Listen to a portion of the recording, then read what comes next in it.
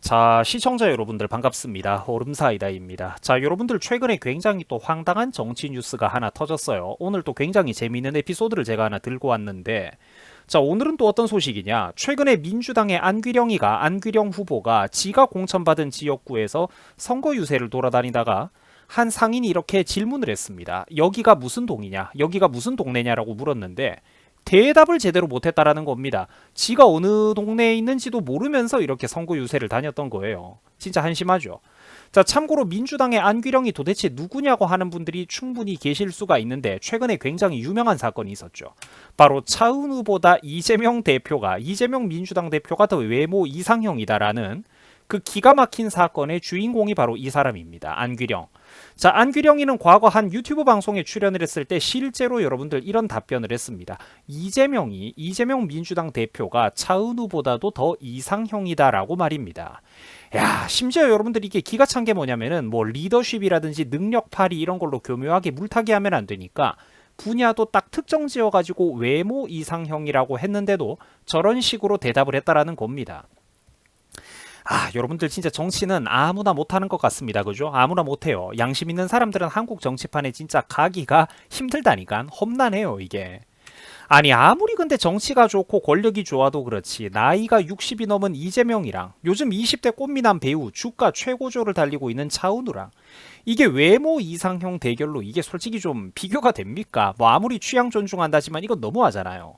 물론 이제 좀 나이가 좀 있는 이래 또 어른 남자분들 중에는 차은우가 이제 좀 너무 이쁘장하게 생겼다, 이쁘게만 생겼다 뭐 이런 말씀을 하는 분들도 있다는 건 저도 알지만 만약에 여러분들 제가 질문을 한번 이렇게 해볼게요. 젊은 구독자 시청자분들 여러분들의 누나나 여동생의 남편감으로 둘 중에 누가 더 좋냐라고 물으면 누구라고 답변을 하겠습니까?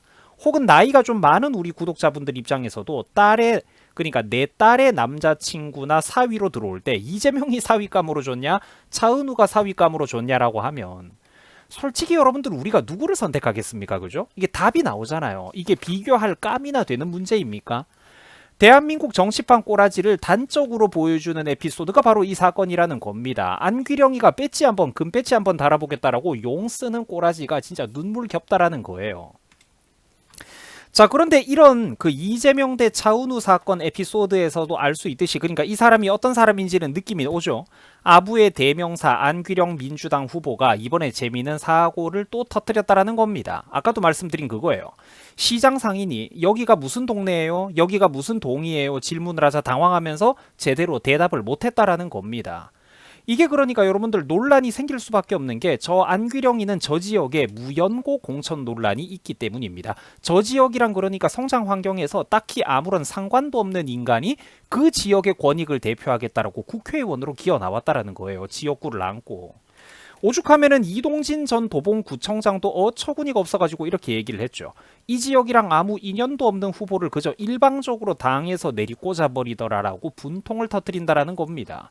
여러분 저게 무슨 민주당입니까? 민주 같은 소리 하고 자빠졌네. 저런 거를 공천 꽂아줘버리고 이러는 거를 보면은 안규령이가 그동안 이재명 대표가 차은우보다 더 잘생겼다라고 아부하고 다녔던 보람은 있는 것 같습니다. 그죠? 진짜 보람이 있어요. 자, 정확하게 사건의 인과관계를 살펴보면은 다음과 같습니다. 자, 안규령 민주당 도봉갑 후보는 지난 8일에 그러니까 최근에 당시 선거운동을 돌아다니고 있었는데 당연히 이제 그러니까 지가 출마한 지역구에 인사를 다닌 겁니다. 그죠? 어디 다른 데 간 것도 아니에요. 자, 도봉구 창동의 신창시장이라는 곳을 방문을 했었다라고 해요. 그런데 이때 상인 한 분이 여기가 무슨 동이냐라고 질문을 한 겁니다. 근데 안규령이가 황당한 게 대답을 못했던 거예요.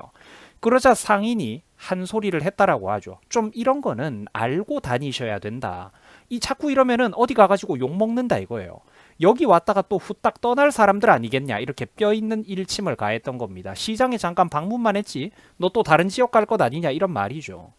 뭐 여기가 어딘지도 모르면서 그냥 그렇게 이제 하고 다닌다 이런 말 아닙니까?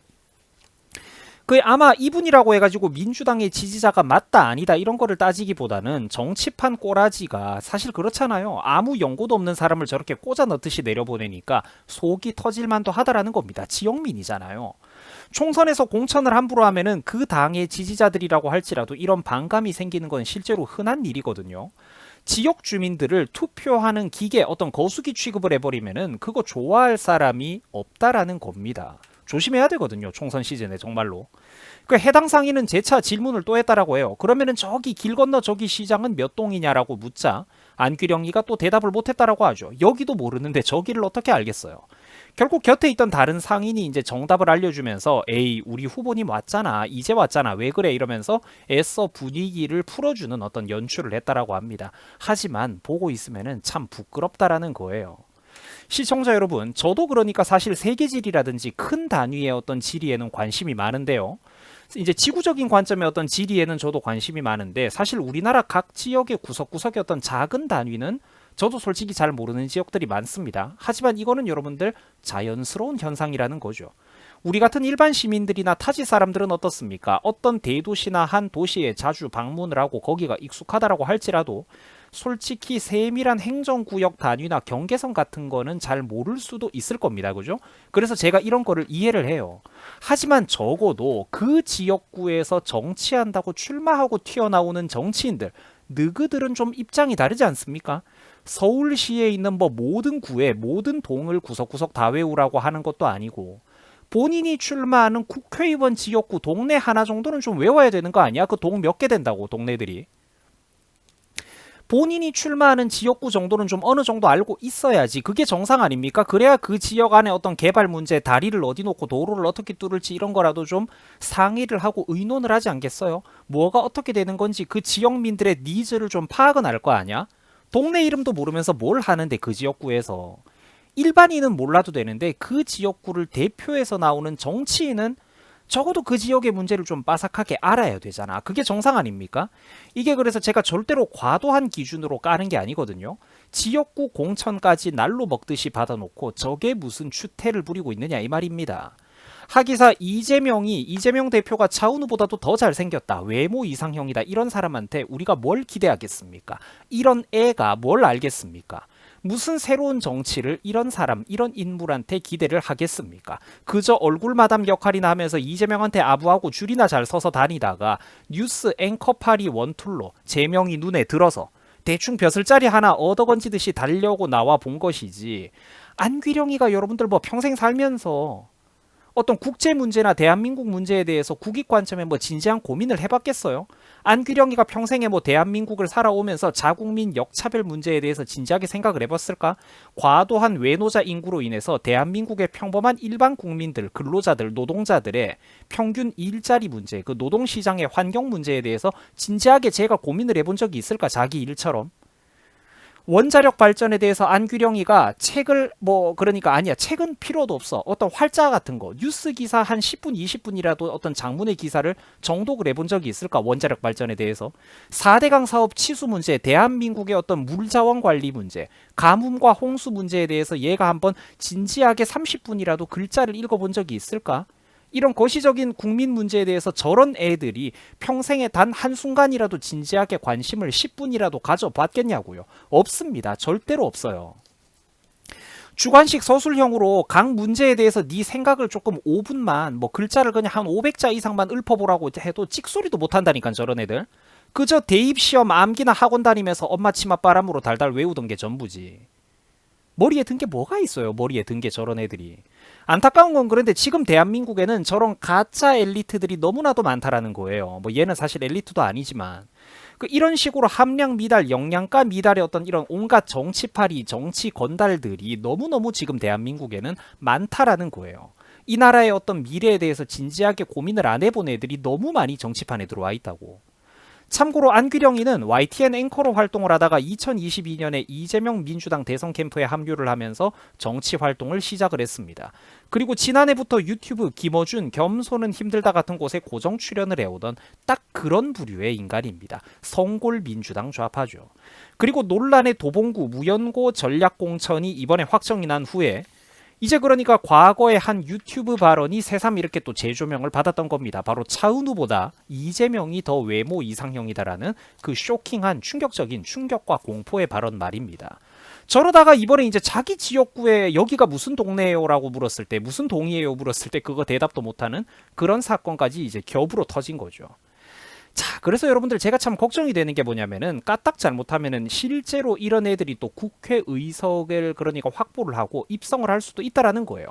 이런 애들이 무려 대한민국 국회 입법부에 입성해가지고 들어가가지고 금배지를 달고 거들먹거리고 돌아다닐 수도 있다라는 겁니다.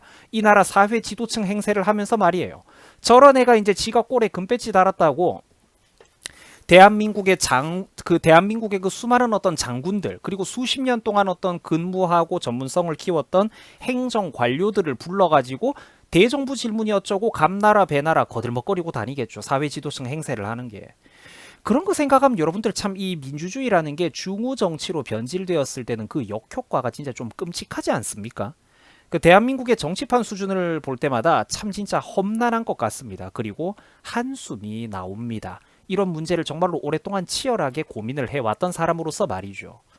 그런 진실성에 대해서 저런 애들이 뭘 알겠어요. 이게 정말 치열하게 대한민국 제하에서는 그래도 어떤 한국 사회의 어떤 광범위한 문제들에 대해서 고민과 걱정을 하고 우려를 해온 사람들이 많은데, 교육의 어떤 편향, 미디어가 편향되고 어떤 꼭 해야 되는 어떤 그런 정책들인데, 그러니까 뭐 잘못 돌아가는 거, 뭐 탈원전 정책이라든지, 뭐 대한민국에 굵직굵직한 게 너무나도 많지 않습니까? 뭐 4대강 선동을 하고 뭐 이랬던 사태들. 근데 저런 애들이 뭘 아냐고, 그런 거에 대해서 진지하게 10분 이상 고민을 해본 적조차 없는데.